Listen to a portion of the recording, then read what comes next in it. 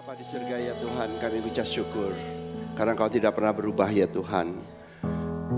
Engkau tetap mengasihi kami, Engkau tetap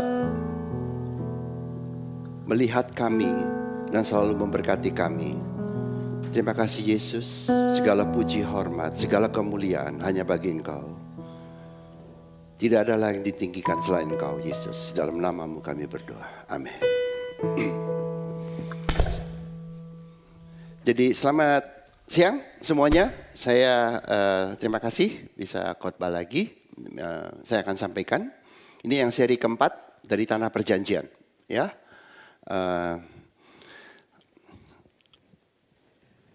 sorry nggak kelar-kelar karena topiknya memang banyak. Oke. Dan kita lihat di slide. Dan judulnya adalah Tanah Perjanjian dan Kaum Agamawi. Jadi, di 3 seri sebelumnya kita sudah melihat bahwa tanah perjanjian itu tidak lebih adalah janji Tuhan kepada semua yang mau menerima janjinya, kebaikannya, kasihnya. Seperti itu. Dan di dalam janji Tuhan, tanah hidupmu, tanah atau sekelilingmu yang tadinya terkutuk karena dosa, Adam dan Hawa, terkutuklah tanah karena engkau. Itu menjadi tanah yang baik. Di mana dimanapun kau berada, selama kau di dalam janji Tuhan, kau menerima kebaikan kasih Tuhan, kau selalu diberkati. Dan dimanapun juga kau berada, kau pasti berhasil.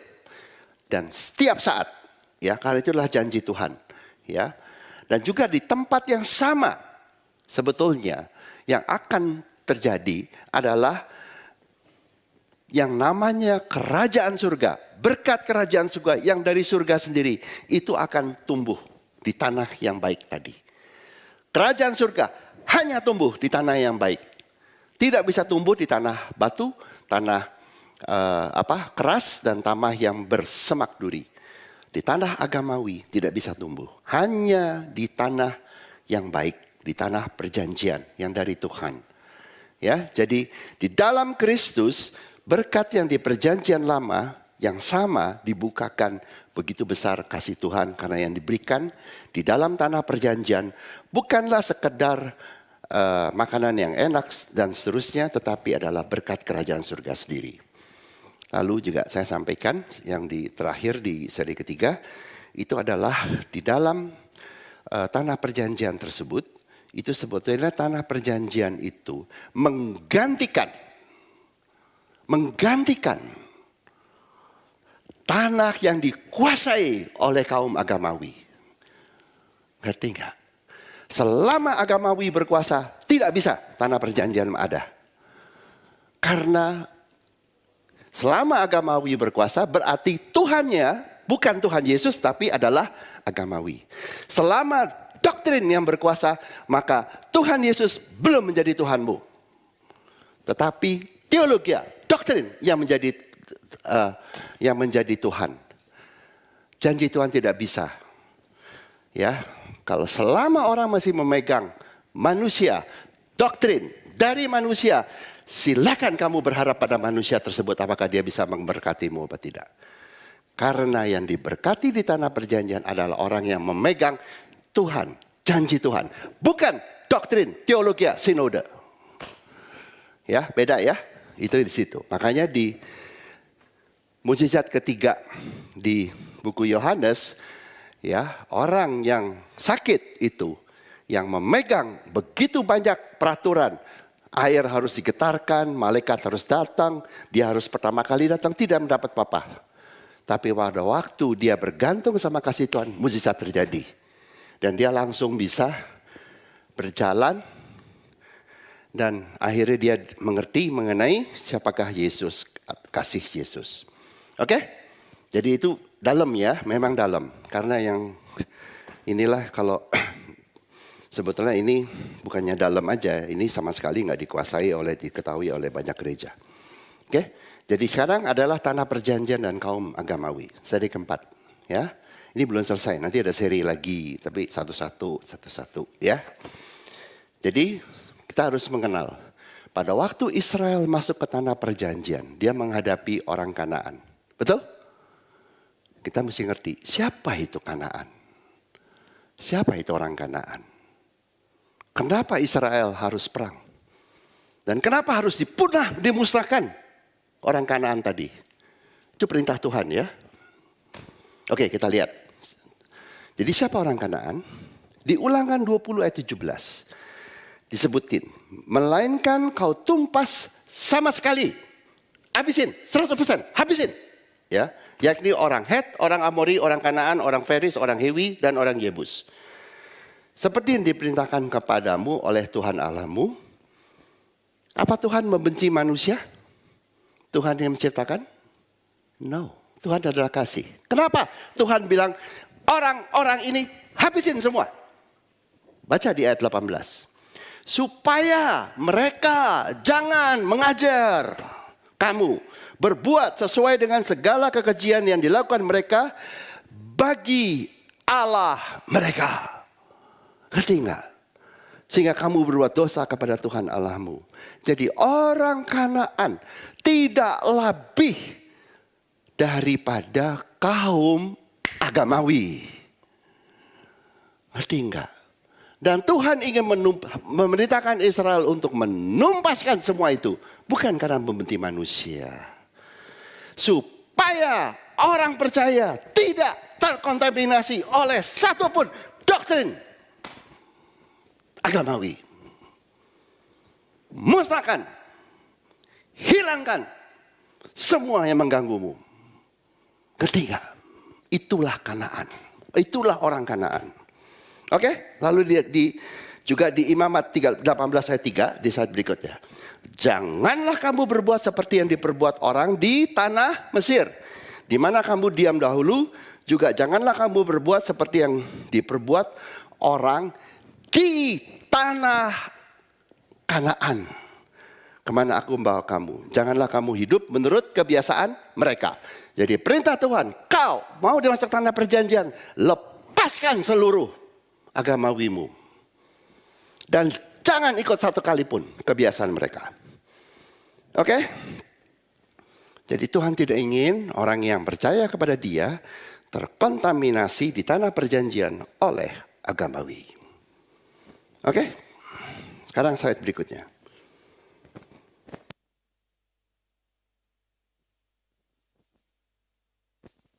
Kita lihat ya, inilah kemenangan atas kaum agamawi. Oke? Nah, sekarang kita ke Yosua, kita kembali ke Yosua. Ya, Yosua 6. Berfirmanlah Tuhan kepada Yosua, ketahuilah aku serahkan ke tanganmu Yeriko. Ini berserta rajanya dan pahlawan-pahlawannya yang gagah perkasa. Ya, Yeriko agamawi. Semua di kanan agamawi. Semua di agamaan penuh dengan doktrin teologi. Ya, oke. Rencana Tuhan adalah Tuhan sendiri yang akan mengalahkan kaum agamawi. Ya, siapa yang dikalahin? Dari rajanya sampai anak buahnya. Tuhan akan kalahkan kaum agamawi. Tuhan sendiri yang akan berperang. Kita lihat ya, yang menang siapa ya? Kaum agamawi sama Tuhan. Oke? Katanya pahlawannya gagah perkasa. Tuhan bilang, raja dan pahlawannya gagah perkasa. Aku serahkan padamu. Tuhan sendiri akan menghadapi yang agamawi yang kelihatannya gagah perkasa. Oke? Supaya apa? Tanah yang dikuasai oleh kaum agamawi menjadi tanah perjanjian milik orang percaya. Ngerti enggak? Karena yang menghalangi berkat adalah agamawi. Yang menghalangi berkat dari orang yang sakit di kolam Bethesda bukan Tuhan, tapi adalah agamawi. 38 tahun gak diberkati di gereja. Ngerti gak? Begitu lepas agamawi langsung diberkati. Itu yang Tuhan mau. Oke, terjadi di tanah perjanjian. Oke, lalu Yosua 6 ayat 3 di slide berikutnya. Haruslah kamu mengelilingi kota itu, yakni semua prajurit harus menghindari kota itu sekali aja. Demikianlah harus engkau perbuat 6 hari lamanya. Dan 7 orang imam harus membawa 7 sangkakala tanduk domba di depan tabut. Tapi hari ke-7, 7 kali kamu harus menuju kota itu, sedang para imam di sangkakala di depan tabut. Ya, jadi artinya Yang mengelilingi siapa? Hanya Israel? No. Tabut perjanjian. Wujud dari kehadiran Tuhan sendiri. Tuhan sendiri yang hadapin. Ngerti gak? Tuhan sendiri yang hadapin seluruh agamawi. Oke? Sekali, 2 kali, 3 kali dikasih kesempatan bertobat. Gak ada, gue habisin lu sama Tuhan. To the ground. Hari ke-7, habisin semuanya. Ngerti gak? 6 kali dicoba, 6 hari. Yeriko-nya gak nyerah. Hari ke-7 kamu habis. Agamawi, hari ke-7 kamu habis. Ya, hati-hati dengan agamawi. Yang ikut agamawi, saya kasih tahu. 6 hari ya, putar-putar ya. Hari ke-7 kamu habis. Ya, oke? Karena Tuhan sendiri yang akan meruntuhkan. Oke, lalu di Yosua 6 ayat 17. Kita lihat. Dan kota itu dengan segala isinya akan dikuduskan bagi Tuhan. Untuk dimusnahkan.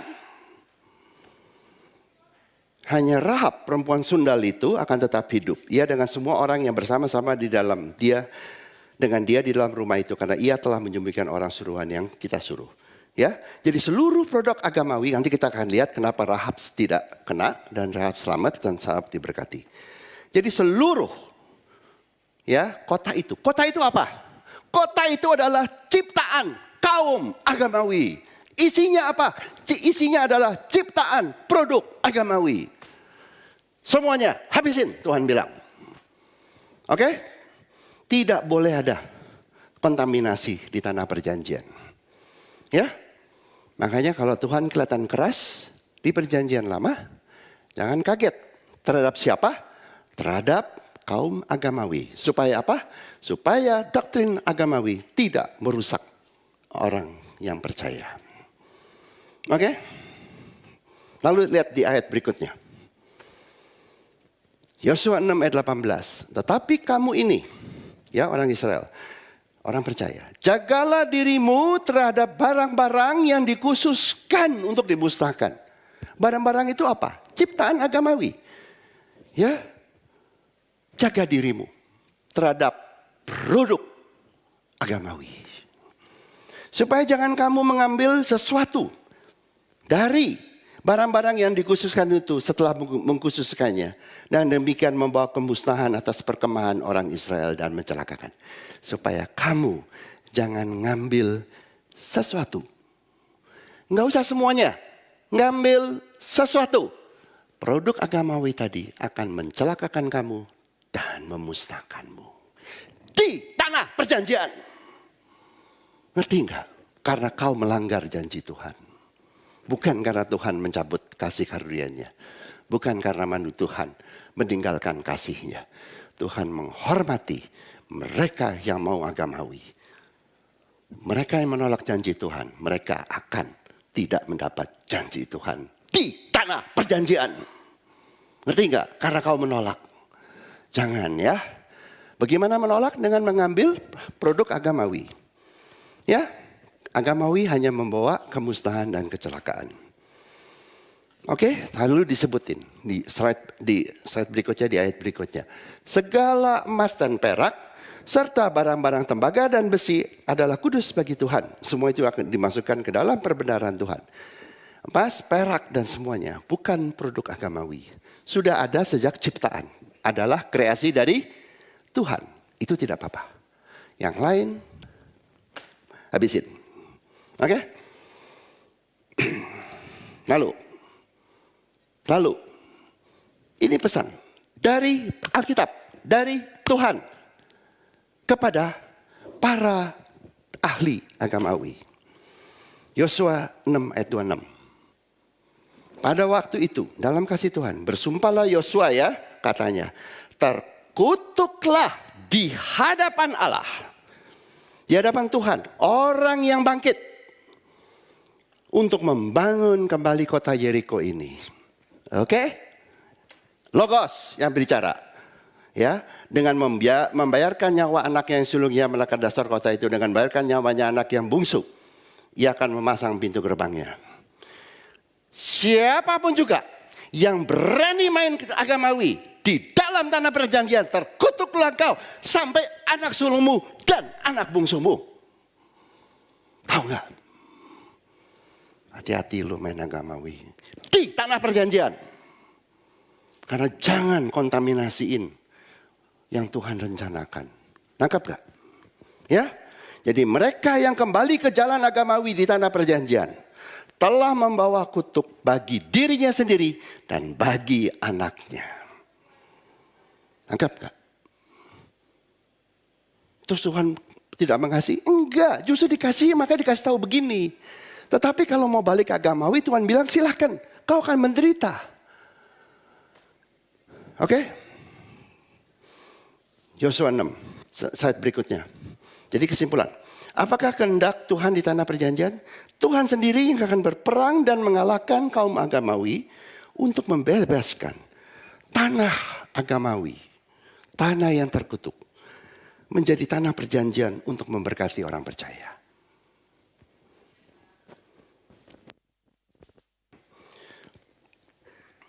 Kalau Maria pernah khotbah, ada kerajaan surga yang namanya rajanya satu, yaitu surga, Tuhan.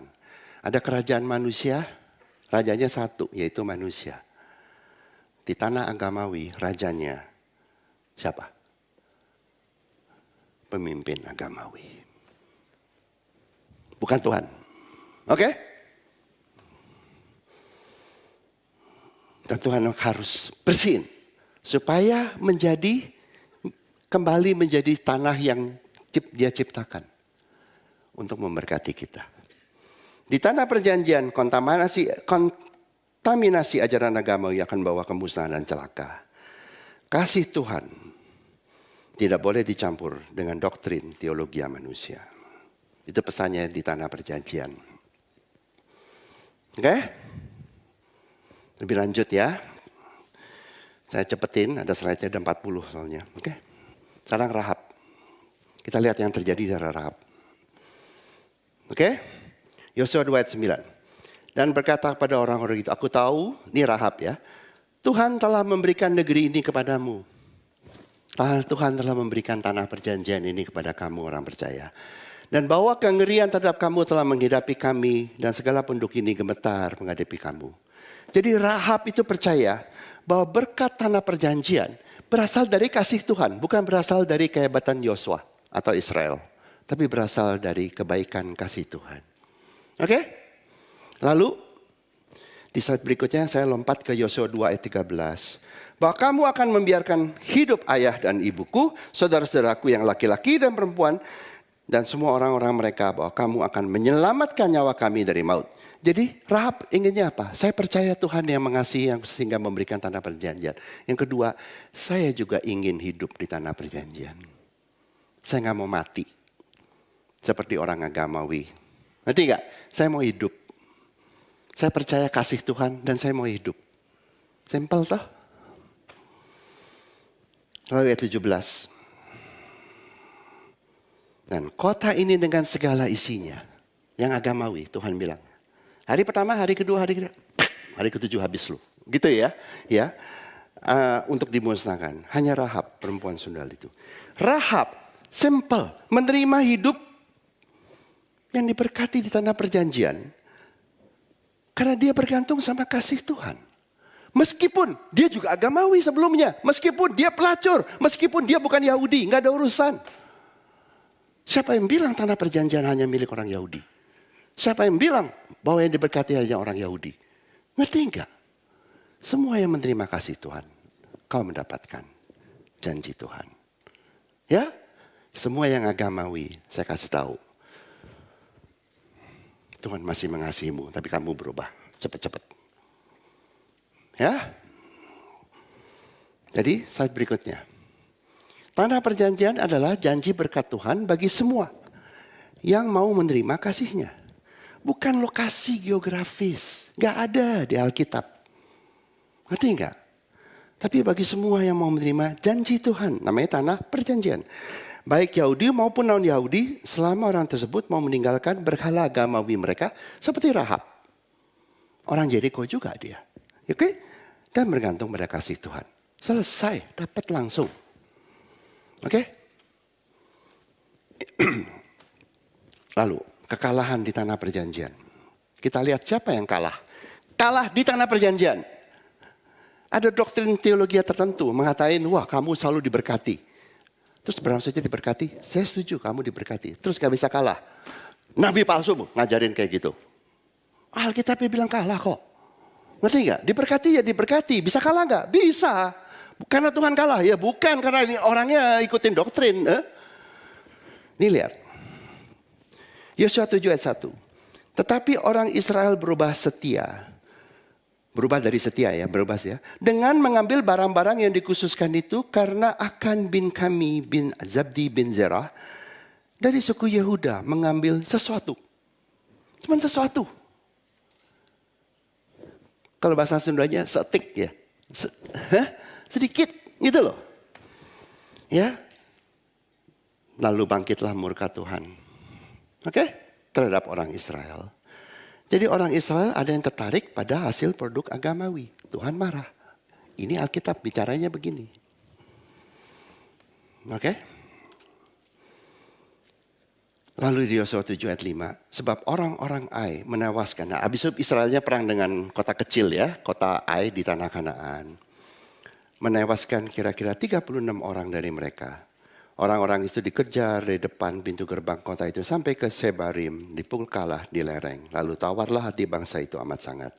Jadi karena orang Israel tertarik pada hasil karya agamawi, orang Israel kalah menghadapi kaum agamawi. Ngerti nggak? Kalau tertarik pada hasil produk agamawi, saya kasih tahu, nubuatan bukan dari Hongki, dari Alkitab, sebentar lagi kamu kalah.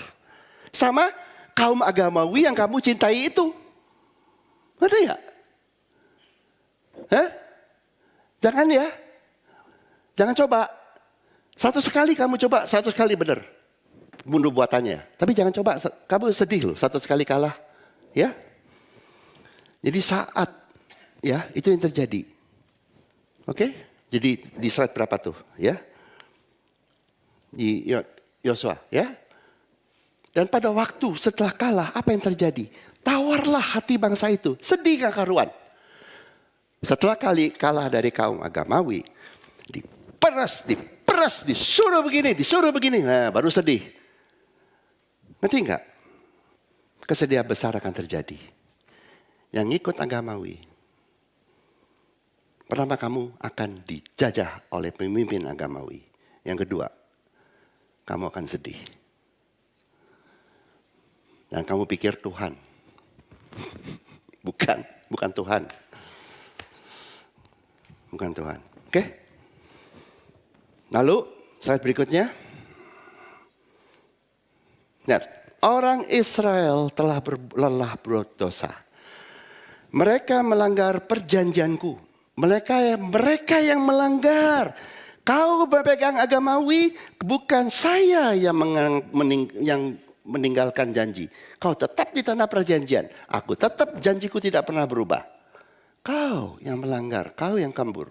Karena kamu agamawi. Yang kupercayakan pada mereka, mereka mengambil sesuatu. Dari barang-barang yang dikhususkan itu. Mereka mencurinya, mereka menyembunyikannya. Dan mereka menaruhnya di antara barang-barangnya. Berkat kasih karunia Tuhan dicampur sama produk agamawi. Kecampur. Ya? Dan itu Tuhan bilang, itulah namanya dosa. Ngerti gak? Bergantung pada iblis. Bergantung pada pohon pengetahuan baik dan jahat di Taman Eden. Ngerti? Itu loh. Ini gereja sering kena kacau kayak begini. Kecampur semua soalnya. Dan itu namanya dosa. Ya, di tanah perjanjian. Di Taman Firdaus. Ya. Lalu slide berikutnya. Sebab itu orang Israel tidak dapat bertahan menghadapi musuhnya. Mereka membelakangi musuhnya sebab mereka itu pun dikhususkan untuk ditumpas. Aku tidak akan menyertai kamu lagi jika barang-barang yang dikhususkan itu tidak kamu punahkan dari tengahmu. Pada waktu ada hasil produk agamawi di dalam dirimu yang kamu sukai, Tuhan bilang, saya tidak paksa diriku, saya tidak paksa kasihku, saya tidak paksa kasih karuniaku. Karena kasih tidak pernah maksa. Kalau kau jatuh cinta pada produk agamawi, Tuhan bilang, saya tidak paksa. Saya tidak paksa. Ngerti?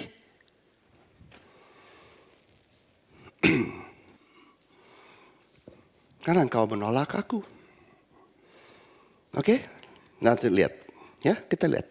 Produk agamawi itu bentuknya kayak apa sih? Oke. Lalu di Yosua 7 ayat 20. Lalu akan menjawab Yosua katanya, benar, akulah yang berbuat dosa terhadap Tuhan Allah Israel. Sebab beginilah perbuatanku, aku melihat. Ya, melihat. Di antara barang-barang jarahan itu, jubah yang indah. Buatan Sinear. Dan 200 shikal perak dan sebatang emas yang 50 shikal beratnya. Aku mengingininya. Maka aku ambil. Semua itu disembunyikan. Sembunyi. Di dalam kemah. Di dalam tanah. Dan perak itu di bawah sekali. Nanti enggak? Yang dari Tuhan malah paling bawah. Yang agamawi di atas. Ya. Di dalam tanah. Di dalam dirinya. Di dalam hidupnya. Dan apakah produk agamawi? Jubah yang indah. Nanti enggak? Agamawi. Doktrin, nggak mau kalah sama Tuhan. Tuhan bilang pakai jubah dari, Tuhan bikin dari jubah dari Kristus, dari domba. Untuk menutupi Adam dan Hawa. You pikir agamawi kalah, mau kalah? Bikinin jubah yang lebih indah. Dari kulit domba. Ngerti nggak? Itulah produknya. Megah. Pernah lihat? Agamawi. Masa gak pernah lihat? Megah. Huh? Ya toh? Dan bawa kecantikan, bisa menonjol. Dan akan menonjol sebelum hancur. Ngerti nggak? Menonjol sesaat, habis itu hancur. Itulah agamawi. Oke. Jadi inilah kekalahan di tanah perjanjian.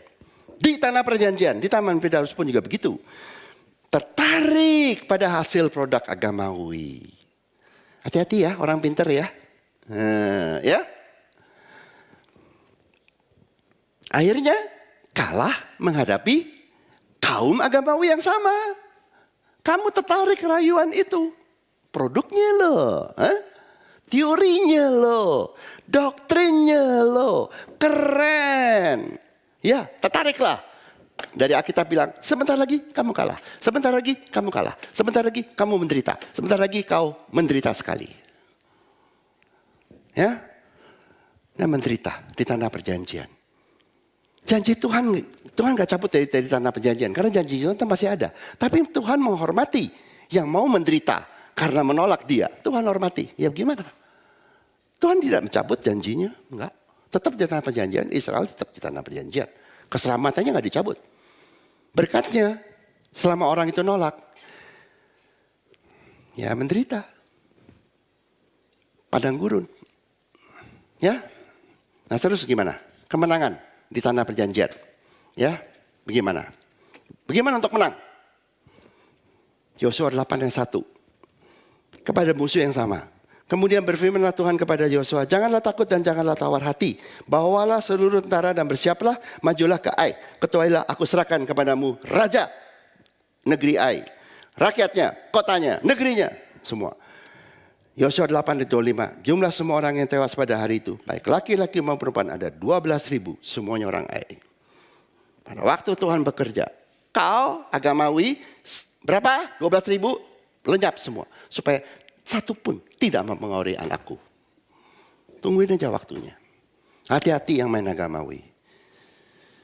Ya, kayak Yeriko. Hari pertama, hari kedua, hari ketiga, hari keempat, hari kelima. Oh, mana Tuhan? Hari ketujuh, lenyap loh. Ya.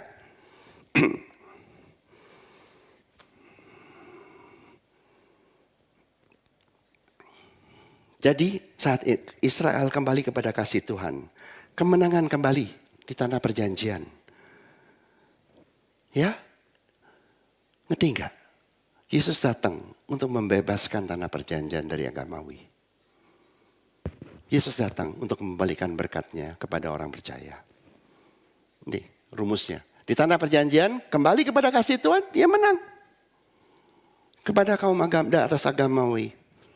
Dan menikmati berkat di tanah perjanjian. Gampang ya? Oke? Nah sekarang kita bandingin tadi. Kalah sama menang, bedanya apa? Sama-sama di tanah perjanjian. Tidak keluar, karena janji Tuhan tidak pernah dicabut. Tidak keluar. Jangan pikir saya bilang kita keluar dari tanah perjanjian. No, Tuhan tidak pernah mencabut janjinya.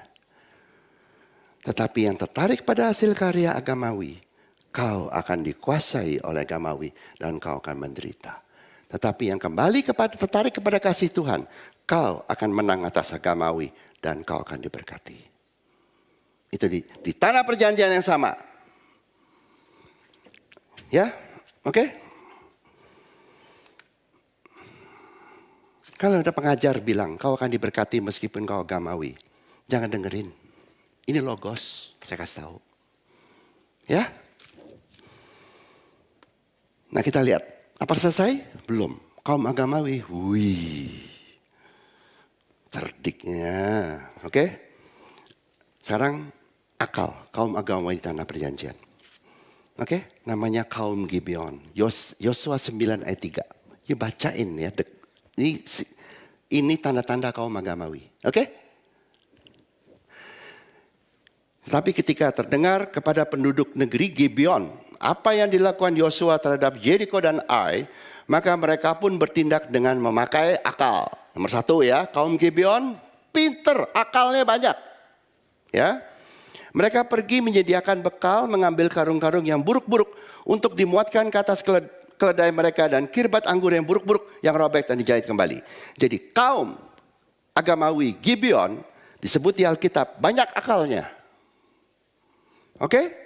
Mereka memakai penampilan mereka untuk mendapatkan hati anak Tuhan. Ya toh? Apa itu aja? Lebih, akalnya banyak. Ya. Lalu di Yosua 9 ayat 6. Demikianlah mereka pergi kepada Yosua ke tempat perkemahan di Gilgal. Berkatalah mereka kepadanya dan kepada orang-orang Israel itu. Kami datang dari negeri jauh. Maka sekarang itu ikatlah perjanjian dengan kami.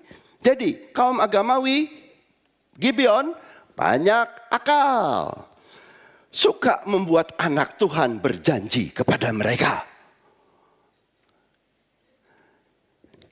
Pernah ketemu? Suka bikin anak Tuhan berjanji. Kepada siapa? Pada dia. Dia pikir janji kepada Tuhan. Tuhan yang janji kepada kamu, bukan kamu yang janji kepada Tuhan. Kamu janjinya kepada kalau yang orang-orang di gereja, ya kamu janji kepada manusia. Kaum Gibeon banyak akal. Pinter buat anak Tuhan berjanji kepada mereka. Udah begitu, udah kelar. Belum, akalnya banyak. Lalu, Yosua 9 ayat 7. Tapi berkatalah orang-orang Israel ini kepada orang-orang Hewi itu. Bagaimana barangkali kamu ini diam di tengah-tengah kami. Ya. Bagaimana mungkin kami mengikat perjanjian dengan kamu. Lalu kata mereka kepada Yosua. Kami ini hamba-hamba. Ya. Tanya Yosua, siapakah kamu ini dan dari mana kamu datang? Jadi kaum agamawi, Gibeon itu banyak akal. Mereka suka menonjolkan status hamba. Ngerti? Pernah ketemu? Ada yang manggut, oke lah. Berarti firman Tuhan masih bekerja sampai sehari ini. Oke? Lalu, apa yang terjadi? Yosua 9 ayat 13. Inilah kirbat-kirbat anggur yang masih baru ketika kami mengisinya. Tapi lihatlah telah robek dan inilah pakaian dan kasut kami. Semuanya telah buruk-buruk karena perjalanan yang sangat jauh itu. Ya, banyak akal. Pintar ngomong. Ya, pintar ngomong.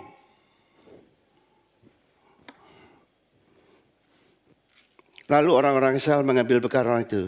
Nah, ini kesalahannya orang Israel, orang percaya. Tidak meminta keputusan Tuhan. Nggak dengerin kasih Tuhan. Terpesona dengan kaum agamawi. Dengan rayuan gombal. Dengan pakaian. Dengan akal. Dengan segala macam. Tapi nggak lihat kasih Tuhan. Apa yang terjadi? Tertipu nggak? Tertipu. Tidak mendengarkan kasih Tuhan. Tidak mendengarkan Tuhan di tanah perjanjian. Akibatnya, ya kena bikin perjanjian dengan kaum Gibeon agamawi. Lalu di Yosua 9 ayat 22. Lalu Yosua memanggil mereka dan berkata kepada mereka demikian. Mengapa kamu menipu kami? Jadi akhirnya anak Tuhan yang tidak dengar Tuhan akhirnya sadar. Ini tukang tipu. Ngerti ya? Akhirnya sadar. Mengapa kamu menipu kami dengan berkata kami ini tinggal sangat jauh daripada kamu padahal kamu diam di tengah-tengah kami. Jadi karena tertarik pada rayuan kaum orang Israel itu ditipu oleh kaum agamawi. Di tanah perjanjian.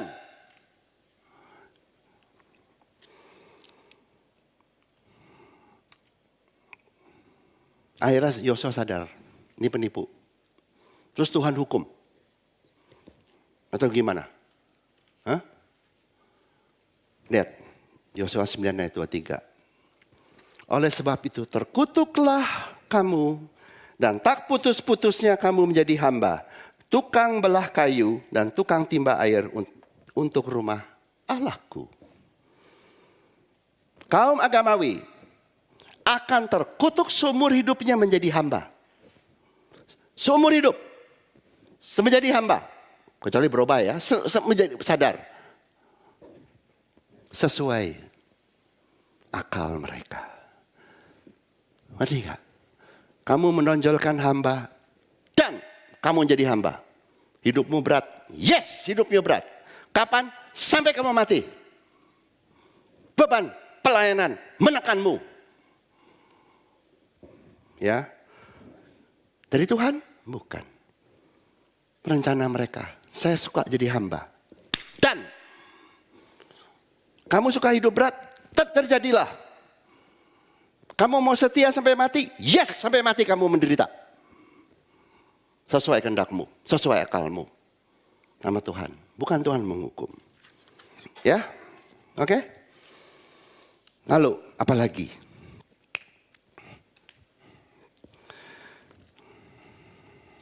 Yosua 9 ayat 25. Maka sekarang kami ini dalam tanganmu, perlakukan kami seperti yang kau pandang baik dan benar untuk dilakukan pada kami.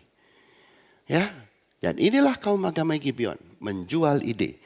Sekarang saya akan melayanimu. Saya bayar harga melayanimu untuk mendapatkan berkat. Bukan dari Tuhan, dari anak Tuhan. Ngerti gak? Inilah teologi bayar harga. Ngerti gak? Ciptaan kaum agama Gibeon untuk menipu anak Tuhan yang masih diikuti banyak gereja di tanah perjanjian. Saya melayani. Karena itu kamu berkatin saya dong. Ngerti gak? Tuh. Udah ditulisin di Yosua. Di Alkitab. Ya. Pencipta teologi bayar harga. Pencipta teologi hamba. Pencipta teologi melayani. Dan lain-lain. Jangan pikir adanya di sekolah ya. Udah dari dulu udah ada dari manusia. Oke? Lalu Yosua 9 ayat 26. Demikianlah dilakukannya kepada mereka. Dilepaskannya mereka dari tangan orang-orang Israel. Sehingga mereka tidak dibunuh. Nggak dibunuh. Di tanah perjanjian tetap. Dan pada waktu itu Yosua menjadikan mereka tukang belah kayu dan tukang timba air untuk umat itu dan mesbah Tuhan. Sampai sekarang. Sampai sekarang. Di tempat yang akan dipilihkannya.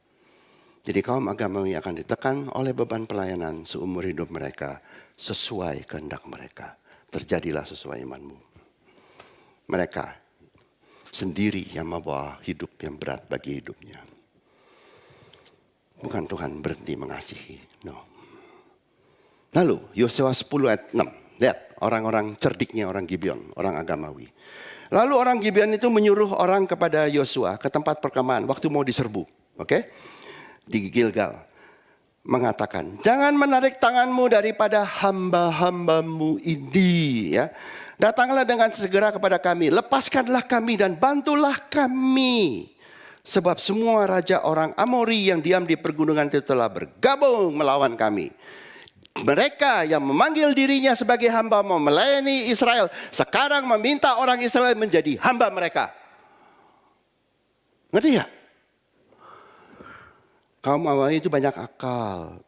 Mereka membuat citra mau melayani, padahal sebetulnya mereka ingin dilayani. Itulah aslinya hati kaum agamawi yang Tuhan bukakan di Alkitab.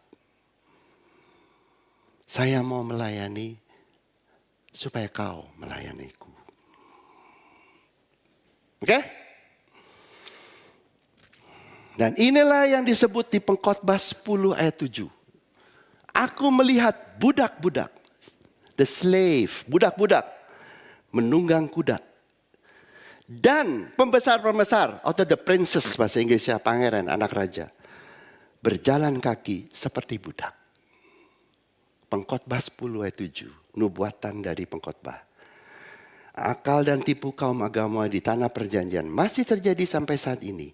Sehingga anak Tuhan, pangeran, anak raja, ya, yang seharusnya dilayani malah melayani budak di tanah perjanjian.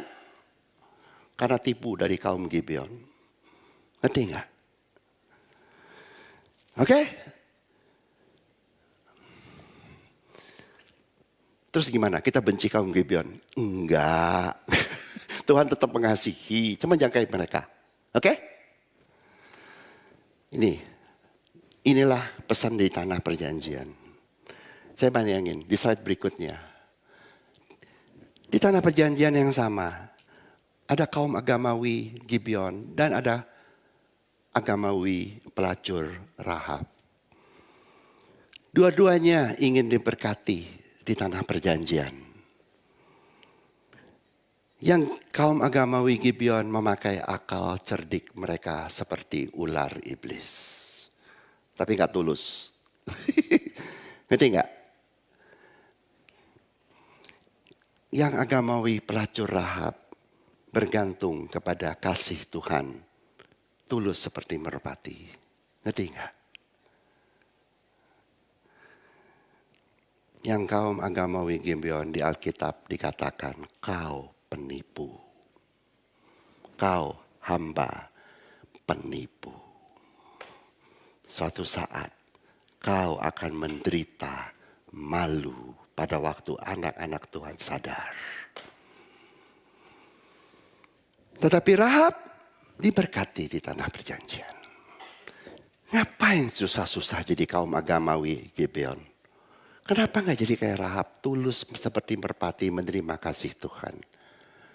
Kenapa harus jadi kaum agamawi Gibeon? Apakah mereka mati? No. Apakah mereka kehilangan keselamatan? No. Tapi mereka akan menderita sebagai hamba seumur hidup. Dan pada waktunya mereka akan dipanggil oleh anak orang-orang percaya sebagai penipu-penipu. Oke?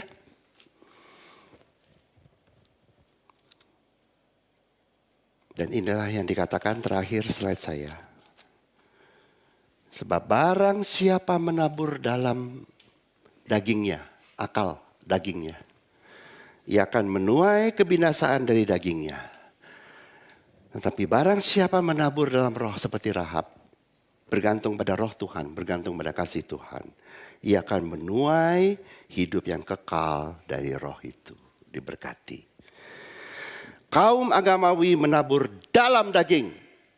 Aku setia, aku ini melayani, aku bayar harga. Ya kamu menabur dalam daging, kau juga akan menuai dalam dagingmu. Tapi Rahab bergantung atau menabur dalam benih kasih Tuhan. Dan diberkati. Di tanah perjanjian yang sama. Di dalam gereja yang sama. Anggap enggak? Ya? Jadi, kita di tanah perjanjian, di mana kita seharusnya diberkati luar biasa. Tapi jangan masuk ke agamawi. Supaya kau tidak kalah, kita tidak kalah di kota Ai. Dan kalau itu terjadi, balik. Dan jangan jatuh cinta pada produk agamawi. Pada waktu kau jatuh cinta, sedikit aja kau akan menjadi hamba doktrin agamawi tersebut. Dan itu awal dari penderitaanmu. Oke?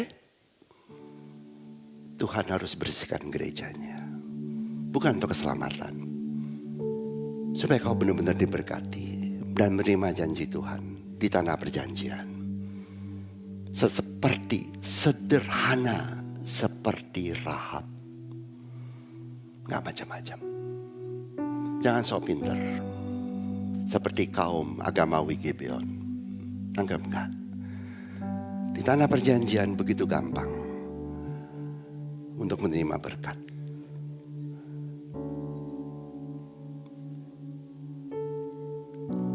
Tuhan memberikan firman-Nya supaya kita menerima dan diberkati luar biasa. Pada waktunya, Tuhan sendiri yang akan membersihkan gerejanya. Seperti Yesus membersihkan bait Allah dari semua penyamun-penyamun yang jualan Roh Kudus, burung merpati. Tuhan akan bersihin, tahu nggak? Kalau sekarang belum dibersihin, jangan pikir Tuhan nggak bersihin. Pasti Tuhan bersihin. Dan pada waktu Tuhan bersihin, Tuhan akan pakai pecut kepada kaum agamawi. Tahu nggak? Dalam kasihnya dia harus usir penyamun-penyamun. Harus dimusnahkan doktrin agamawi. Supaya tidak mengkontaminasi Bible. Tidak mengkontaminasi pengajaran janji Tuhan. Supaya anak-anaknya diberkati luar biasa. Begitu mudah. Tuhan yang akan melakukan. Dan saya percaya, saya berharap di tempat ini kita mulain. You bersih dari agamawi. Sedikit pun tidak terkontaminasi. Kalau kau masih terpesona oleh doktrin tertentu. Kalau kau masih terpesona oleh pemikiran manusia. Berubahlah. Karena Tuhan belum 100% menjadi Tuhan di dalam dirimu. Kalau kau masih terpesona pada manusia, Tuhan belum 100% di dalam dirimu. Kehendak Tuhan bersih. Jika kau masih terpesona pada jubah doktrin atau jabatan di gereja, agamawi masih ada dalam dirimu. Tuhan belum 100%. Jangan. Kau kehilangan berkat. Penderitaan kau yang kamu pilih. Jangan. Diberkati di tanah perjanjian. Begitu mudah saya bilangin. Begitu gampang. Kalau kamu ikut ayat. Oke? Mari kita berdoa. Bapa di surga, Kau sendiri ya Tuhan yang menyatakan kebesaran-Mu. Kau sendiri yang adalah guru kami. Dan Kau sendiri yang mampu menghadapi seluruh doktrin-doktrin agamawi di dalam hidup kami. Kau yang sendiri yang akan mengalahkannya. Kau sendiri akan yang akan menghilangkan itu semua. Kau sendiri akan berperang untuk kami. Kau sendiri akan yang membersihkan pikiran kami. Sehingga kami bisa menang. Dan sepenuhnya diberkati di tanah perjanjian sesuai dengan janji-Mu. Segala kepuji dan hormat dan kemuliaan hanya bagi Engkau Yesus. Di dalam nama-Mu kami berdoa. Amin.